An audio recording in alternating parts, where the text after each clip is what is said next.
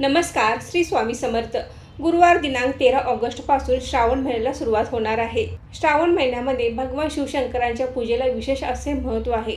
पूर्ण महिना हा भगवान शिवशंकरांना समर्पित असतो. श्रावणातला फक्त सोमवारच नव्हे तर आपण महिनाभर भगवान शिवशंकरांची पूजा अर्चा उपासना पारायणे करत असतो. तर मैत्रिणींनो, फक्त आपण श्रावणातच भगवान शिवशंकरांची पूजा अर्चा करत नाही तर वर्षभर आपण प्रत्येक सोमवारी प्रत्येक महिन्यात येणाऱ्या शिवरात्रीला आणि महाशिवरात्रीला देखील भगवान शिवशंकरांची पूजा अर्चा करत असतो. परंतु भगवान शिवशंकरांची पूजा करत असताना काही नियमांचे पालन करणे आवश्यक असते. काही महत्त्वाच्या चुका आपण भगवान शिवशंकरांची पूजा करताना टाळायच्या आहेत. कारण भगवान शंकर हे कडक शिस्तीचे दैवत आहेत. त्यामुळे त्यांच्या पूजेमध्ये आपण काही चुका अजिबातच करायच्या नाहीत. पण अजाणतेपणे किंवा माहीत नसल्यामुळे काही जणांच्याकडून या चुका होतात. तर आजच्या व्हिडिओमध्ये आपण भगवान शिवशंकरांची पूजा अर्चा करताना आपण कोणत्या चुका अजिबात करायची नाहीत याची माहिती आपण आजच्या व्हिडिओमध्ये घेणार आहोत. तर व्हिडिओ स्किप न करता शेवटपर्यंत नक्की बघा. नमस्कार मैत्रिणींनो, मी सारिका भक्ती विश्वमध्ये तुमचे मनापासून स्वागत करते. मैत्रिणींनो, तुम्ही जर माझा व्हिडिओ पहिल्यांदाच पाहत असाल आणि अजून चॅनलला सबस्क्राईब केले नसेल तर नक्की सबस्क्राईब करा आणि सोबत बेल आयकॉन देखील दाबा, म्हणजे तुम्हाला माझ्या सर्व व्हिडिओचे नोटिफिकेशन मिळेल. चला तर मग अशा महत्त्वपूर्ण व्हिडिओला सुरुवात करूया. श्रावण महिना हा भगवान शिवशंकरांच्या पूजनाचा अत्यंत महत्त्वाचा महिना मानण्यात येतो. या महिन्यात भगवान शिवशंकरांची पूजा अर्चा केल्याने भगवान शिवशंकर प्रसन्न तर होतातच, त्याचबरोबर त्यांची कृपादृष्टी आपल्यावर व आपल्या कुटुंबावर सदैव राहते. भगवान शिवशंकरांची पूजा करत असताना कळत न कळत अजाणतेपणे काही चुका आपल्या घातून होऊ नयेत यासाठी काही महत्त्वाच्या गोष्टी आपण लक्षात घेतल्या पाहिजेत. भगवान शिवशंकरांची पूजा अर्चा आपण श्रावणात किंवा इतर वेळी करताना देखील कधीही भगवान शिवशंकरांच्या शिवपिंडीवर तुळस वाहू नये. कारण तुळस ही भगवान विष्णूंची पत्नी आहे. त्यामुळे शिवपिंडीवर कधीही तुळस वाहू नये. शिवपिंडीवर कधीही हळद कुंकू वाहू नये. शिवपिंडीवर कधीही शिळे किंवा गरम दुधाचा अभिषेक करू नये. शिवपिंडीवर बेलपत्र वाहत असताना तुटलेले, किडलेले, खराब असलेले बेलपत्र कधीही शिवपिंडीवर अर्पण करू नये.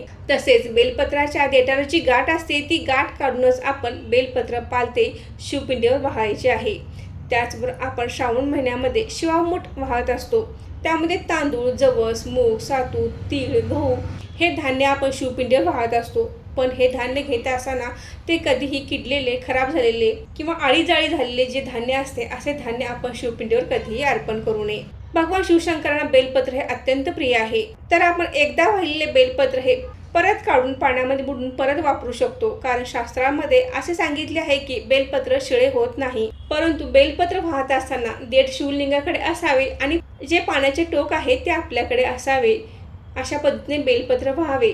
भगवान शिवशंकरांच्या पूजेमध्ये कधीच शंखाचा वापर करू नये. त्याचबरोबर आपण शिवपिंडीवर जल अर्पण करताना कधीही शंखाने जल अर्पण करू नये. भगवान शिवशंकरांच्या पूजेमध्ये आपण बेलपत्रासोबत पांढरी फुले, गोकर्णीचे फूल, धोत्र्याचे फूल, फळ, बेलाचे फळ हे जरूर अर्पण करावे. शिवपिंडीवर आपण जसे शुद्ध पाण्याने अभिषेक करतो त्याचप्रमाणे आपण ताज्या दुधाने देखील शिवपिंडीवर अभिषेक करायचा आहे. त्याचबरोबर आपण शिवशंकरांच्या मंदिरात गेल्यानंतर कधीही भगवान शिवशंकर नारळ अर्पण करू नये. नारळ हा लक्ष्मी स्वरूप आहे. त्यामुळे तो कधीही भगवान शिवशंकरांना अर्पण करू नये.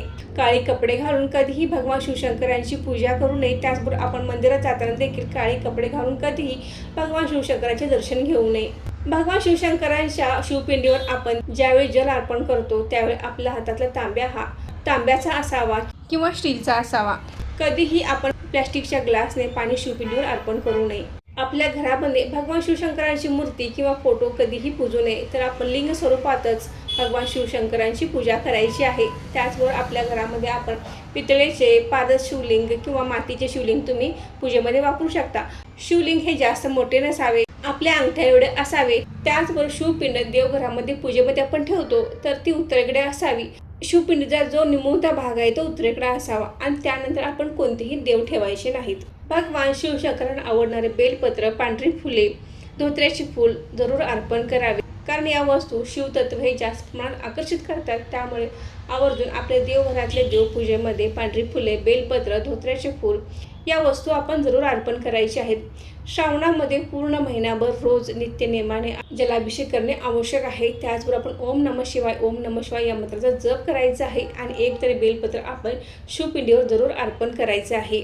ओम नमः शिवाय या मंत्राचा जप रोज 108 वेळा करणे तर आवश्यकच आहे. पण आपल्याला शक्य नसेल जर तुम्हाला 108 वेळा करणे शक्य नसेल तर किमान 11 वेळा तर तुम्ही रोज ओम नमः शिवाय मंत्राचा जप करायचा आहे. त्याचबरोबर तुम्ही शिवस्तुती, शिवकवच, शिवाष्टोत्तर नामावली, द्वादश ज्योतिर्लिंग स्तोत्र यांचे पठण आपल्या वेळेनुसार श्रावणामध्ये रोज किंवा सोमवारी अशा पद्धतीने तुम्ही करू शकता. त्याचबरोबर श्रावणात एकदा तरी रुद्राभिषेक जरूर करावा. अतिशय प्रभावी आहे. रुद्राभिषेक कसा करावा याचा व्हिडिओ लवकरच येईल. तर मैत्रिणींनो, आजचा व्हिडिओ इथेच थांबवते. आजची माहिती कशी वाटली कमेंट करून नक्की सांगा. व्हिडिओ आवडल्यास व्हिडिओ लाईक करा, शेअर करा आणि सारिका भक्ती विश्व या यूट्यूब चॅनल सबस्क्राईब करा. धन्यवाद.